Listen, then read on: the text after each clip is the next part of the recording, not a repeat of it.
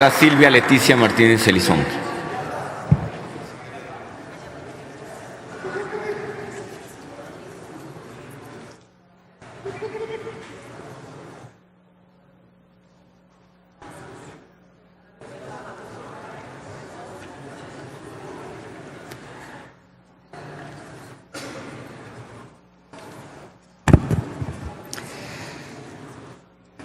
Para conseguir la paz se necesita valor, mucho más que para hacer la guerra. Papa Francisco. Con su venia, señor presidente, compañeras y compañeros legisladores, el día de hoy, por convicción y siendo senadora del PAN del norte de la República, me presento ante ustedes para expresar las razones de mi voto en contra del dictamen de la Ley de Seguridad Interior. Cuando el gobierno del expresidente Felipe Calderón decidió arrancar una batalla contra la delincuencia con el despliegue de 5,000 militares a causa de más de 500 asesinatos en Michoacán, la decisión fue coyuntural, la mejor en su momento. Las maniobras que se llevaron a cabo tuvieron siempre un objetivo focalizado. Esa política buscaba restarle fuerzas al crimen. Sin embargo, sabemos que los grupos de narcotráfico crecieron en 900%. Y según el Centro de Investigación y Desarrollo Económicos, la tasa de civiles muertos subió en más de 2,000% en enfrentamientos. Por ello, en el periodo de elecciones del 2012, el tema se convirtió en un asunto de discusión entre los candidatos, pues los datos estadísticos demostraban que la participación del Ejército haciendo el trabajo de la policía había empeorado la situación de la violencia. El 4 de diciembre de 2012, el presidente Enrique Peña Nieto dijo que mantendría al Ejército en las calles, pero al mismo tiempo expresó que así sería, abro comillas, en tanto se aplica la nueva política de Estado por la seguridad y la justicia que permita su gradual regreso a los cuarteles, cierro comillas. Su nueva política de seguridad nunca llegó. Aumentaron los efectivos en las ciudades y se multiplicaron los números de víctimas. Creció la tasa de homicidios y la violación a los derechos humanos.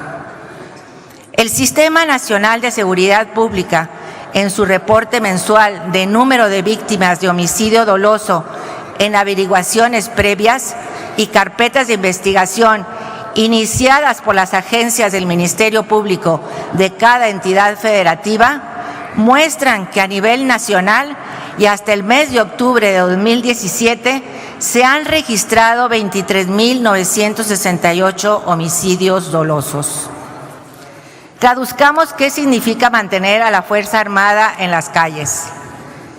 El informe de Wola, titulada Justicia Olvidada, la impunidad de las violaciones a derechos humanos cometidas por soldados en México, muestran cifras oficiales de 2012 al 2016, en las cuales apunta que durante esos años ha habido 268 investigaciones de tortura y delitos previstos en la ley federal para prevenir y sancionar la tortura.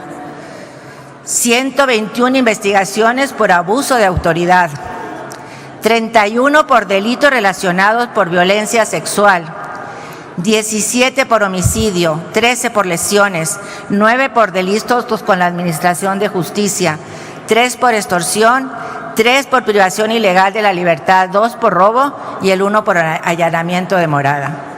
Todas estas violaciones a derechos humanos cometidos por soldados tanto de la Sedena como de la Semar. Con esta ley que se aprobará por mayoría, perpetuaríamos a la participación de las Fuerzas Armadas en cuestión de seguridad interior, haciendo el trabajo que debería hacer una policía bien capacitada. Asimismo, el dictamen está repleto de ambigüedades con una redacción tan laxa que permite hacer diferentes interpretaciones. La vaguedad de una ley como esta genera impunidad, corrupción y sobre todo una inmensa discrecionalidad. Por eso justamente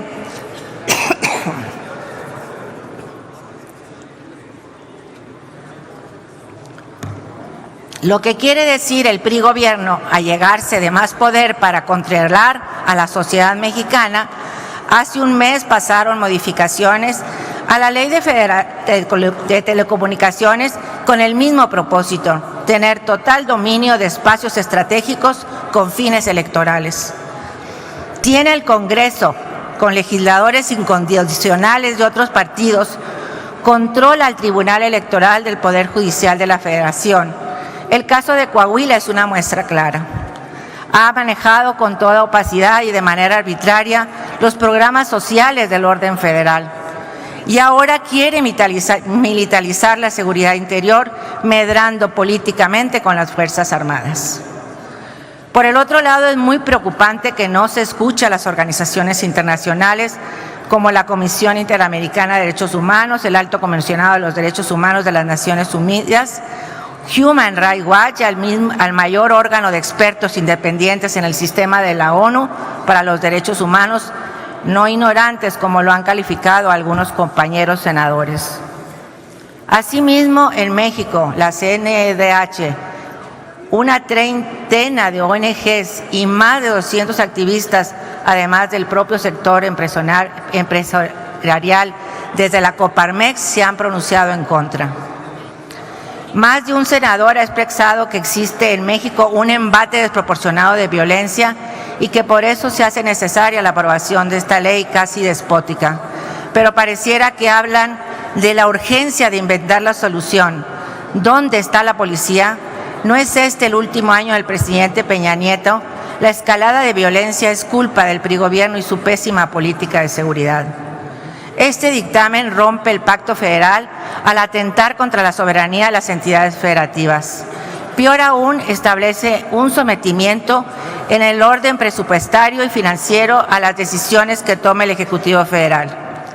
Recordemos que la militarización ha tenido graves consecuencias: aumento en la violencia y violaciones a derechos humanos.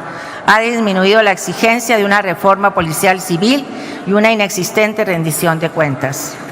Hablemos claro, se ha permitido la violencia con fines de desestabilización. El PRI busca presentarse como el salvador de la crisis que ellos mismos han creado.